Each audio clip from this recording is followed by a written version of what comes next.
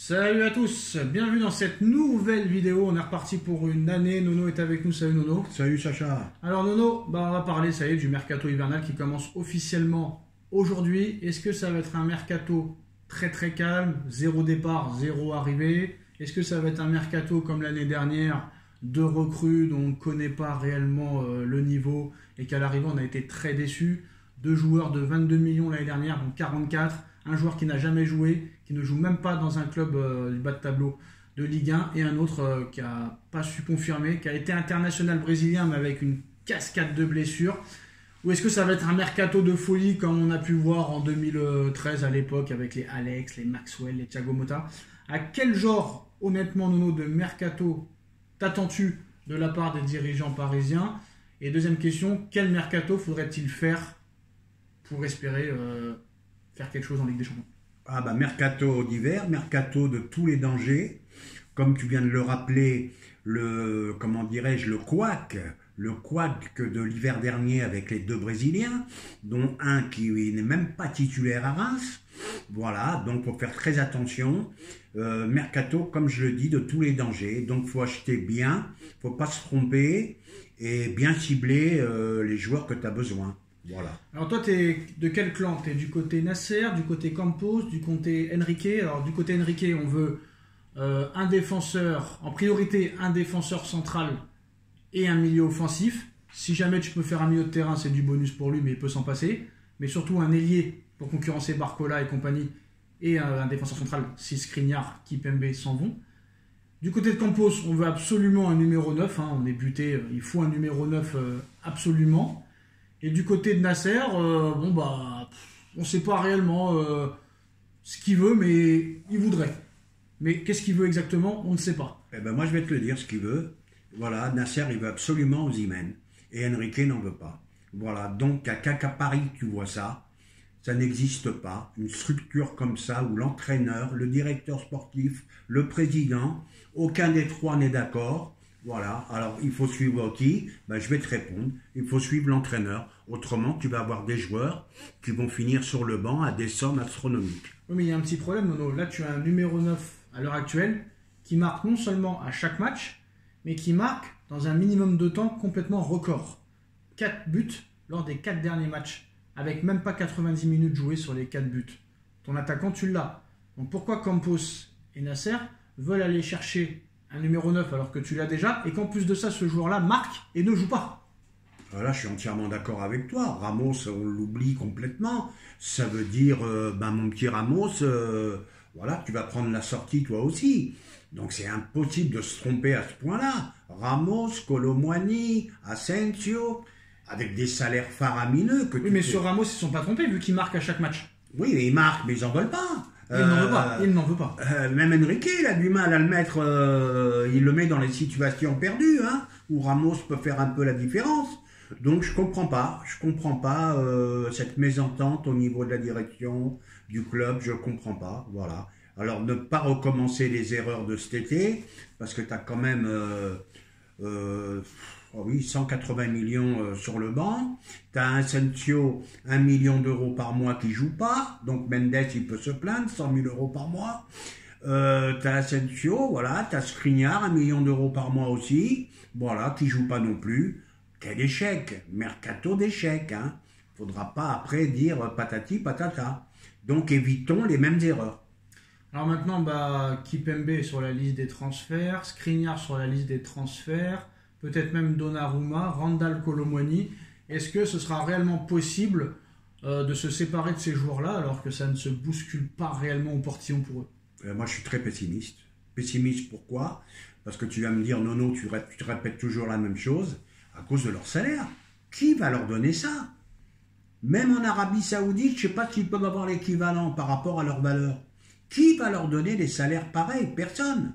Personne. Donc c'est très très compliqué. Ça va se finir en prêt avec option d'achat ou peut-être obligatoire ou pas.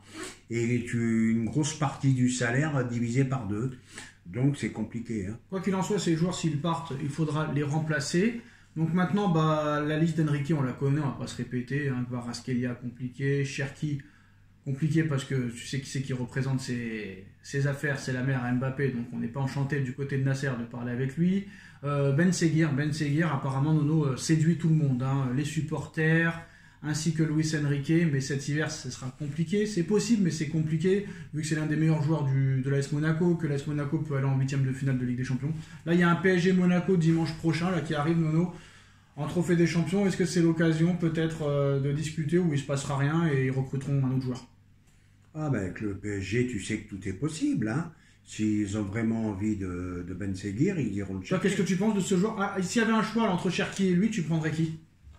Là, tu me poses une question un petit peu délicate. C'est simple, moi quand je vois les prestations de Cherki en Ligue 1 et Europa et de Ben Seguir en Ligue 1 et en Ligue des Champions, le choix est vite fait. Hein. Pour moi, le choix est vite fait. J'aurais une petite préférence pour Ben Seguir quand même. On est d'accord, il n'y a pas photo, 10 buts, 4 passes décisives. Il a joué à un niveau supérieur que Cherki, hein, quand même. La Ligue des Champions, il est là. Bon, faut faire attention, faut confirmer. Hein, faut pas encore s'emballer une saison, ça y est, c'est un phénomène. C'est une belle promesse. Même Cherki, s'il continue à progresser comme ça. Oui, mais Cherki a des problèmes de comportement que je n'aime pas trop. C'est pas un joueur que j'aimerais voir au Paris Saint-Germain. Mais il a du ballon, il a du ballon. Il a peut-être du ballon, mais c'est un caractère, excusez-moi, c'est un caractère très compliqué à gérer. Et Enrique, on sait que les compliqués, il aime pas trop ça. Donc moi, s'il y avait un choix, bah, ce serait Kvaratskhelia, c'est sûr, mais mission impossible. Mais il faut absolument recruter de ce côté-là pour concurrencer Barcola, qu'on a l'impression qu'il est dans son confort. Et là, c'est bien parce qu'il lui a mis Doué dans les pattes. Donc est-ce qu'il faut continuer seulement avec Doué et Dembélé ou il faut quand même un ailier en plus? Moi, je pense qu'il faut un ailier en plus. Ben, un ailier en plus, ça veut dire quoi? Ça veut dire Barcola ou Doué sur le banc. Hein. Voilà ce que ça veut dire. Si tu achètes un ailier, c'est pour qu'il joue. Tu vas pas acheter un joueur pour qu'il serre le banc. Donc c'est toujours pareil. Mais Barcola aussi, lui aussi, j'ai lu quelques articles. Il paraît que Riolo l'a traumatisé, de l'appeler Bambi. Oh les mecs, faut arrêter là. Faut arrêter avec les traumatismes comme ça. Alors Dani Olmo pourrait pourrait quitter le Barça Nono, gratuitement. Donc là tout le monde se bouscule au portillon. Arsenal, Manchester City, le Paris Saint-Germain. Toujours pas d'accord avec les instances de la Liga espagnole pour inscrire Dani Olmo en Liga espagnole et il pourrait quitter le Barça pour 0 € Nono. Faut-il tout faire si jamais il y a cette opportunité? Ah voilà un excellent joueur, aussi bien avec la sélection espagnole qu'avec son ancien club. C'est un très bon joueur Olmo. Faut y aller en courant, faut aller le chercher, surtout dans des conditions comme ça, si le Barça n'arrive pas à l'homologuer. En plus, il connaît par cœur Enrique, ils se connaissent par cœur. Il connaît Enrique, il connaît son système de jeu. Ah, celui-là, faut y aller en courant, celui-là. En courant, donc toi, tu y crois à cette histoire où il va finir par quand même être inscrit? Mais ça fait quand même plus de 10 jours qu'ils essaient de l'inscrire. Et je suis désolé, c'est pas dans l'intérêt de la Liga de perdre des gros joueurs comme ça. En plus de ça, un Espagnol, champion d'Europe en titre. Et il a été acheté 55 millions quand même. Cadeau. Est-ce que il va finir, c'est du cinéma tout ça, il va finir par être inscrit? Ou est-ce que vraiment il y a danger et qu'il serait libre à partir d'aujourd'hui? Ah non, Tebas c'est un chien. Hein. Tebas c'est un chien. Hein. C'est lui qui fait le truc du fair play financier espagnol. C'est un chien. Et il s'en fout, Real de Madrid, il s'en fout, Barcelone, il s'en fout. Il ne faut pas dépenser plus que ce que tu rapportes. Donc le Barça est en mauvaise posture. Alors c'est parti pour le Mercato Express. Nono, tu nous dis ton avis très rapidement. Alors Campos pourrait relancer la piste Vlahovic, mais il faut d'abord vendre Kolo Muani et Skriniar. Une alternative à Marquinhos est recherchée pour se renforcer à ce secteur. Et après avoir vendu tout ça, Paris sera prêt à bondir sur les bonnes affaires de janvier. C'est toujours pareil, hein. Vlahovic, pur numéro 9, c'est Campos qui le veut, et on sait très bien qu'il n'en veut pas Enrique, donc pourquoi insister? Voilà, encore des rumeurs pour rien, parce que Enrique n'en veut pas, Enrique ne veut pas de joueur avec un gros ego, donc compliqué. Et est-ce que la recrue sera pas Nkunku, Nono? L'avenir de Nkunku à Chelsea est incertain, Chelsea est susceptible de vendre quelques joueurs en janvier. Le joueur cherche à partir en janvier et le PSG est l'une des destinations possibles. Un prêt avec option d'achat obligatoire serait la formule la meilleure pour les parties Nkunku. 6 mois à Paris plus option d'achat obligatoire. On parle d'un échange aussi peut-être avec Kolo Muani, mais on ne sait pas, apparemment Chelsea n'est pas intéressé. Est-ce que Nkunku à Paris, Tu dis oui ou tu dis non? Ah, ça serait intelligent. Très très bon joueur, Nkunku. Ça, c'est un joueur que kifferait Enrique, je pense. Un joueur qui aurait jamais dû partir de Paris, d'ailleurs. Voilà, on se retrouve à racheter des joueurs qui nous appartenaient. Donc voilà, Nkunku, oui. 100 fois oui. Alors la Juventus est prête à ouvrir des négociations pour Asensio, le profil plaît à Mota, un prêt avec option d'achat, toujours des prêts, donc voilà. Est-ce que Asensio vraiment ne peut pas être utile dans cette équipe? Est-ce que c'est un mauvais traitement qu'il subit ou il mérite sa place sur le banc? C'est pas un mauvais traitement, c'est un intermittent du spectacle. Voilà, il va te jouer un match sur 4, lui aussi. Depuis ses blessures depuis le Real Madrid, il s'en est jamais remis. C'est très dur, hein. C'est très dur de se remettre des grosses blessures, hein. Donc voilà, un intermittent du spectacle. Bon, bah, tant mieux pour lui, 1 million d'euros par mois, je joue pas.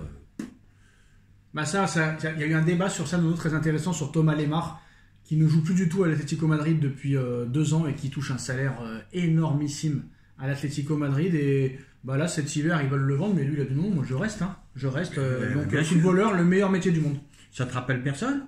Oui, Ben Arfa. Ben Arfa et Lenny Kurzawa. Mais Ben Arfa, lui, ne joue vraiment pas. Mais Kurzawa, il ne joue pas beaucoup non plus. Hein. Non, mais il touchait 15 millions par an, Ben Arfa au PSG. C'est énorme. C'est énorme, énormissime. Donc voilà, donc c'est compliqué. Monsieur Luis Campos rêve d'un numéro 9 XXL, que ce soit Osimhen, Gyökeres, Vlahovic. Enrique n'en veut pas.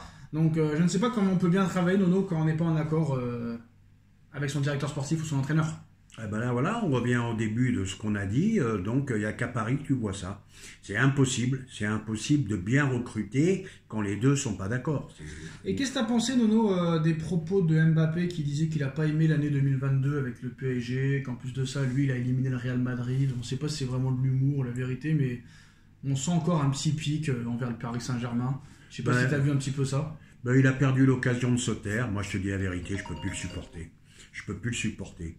Il peut planter un triplé, un quadruplé, ça ne changera rien pour moi. Le bonhomme, je ne peux plus le supporter. Et ben voilà les postos, c'est la fin de cette vidéo. Dites-moi en commentaire ce que vous en pensez. On like, on partage, on commente, on s'abonne. On se retrouve très vite pour une nouvelle vidéo. Merci Nono, merci à tous. Merci Sacha.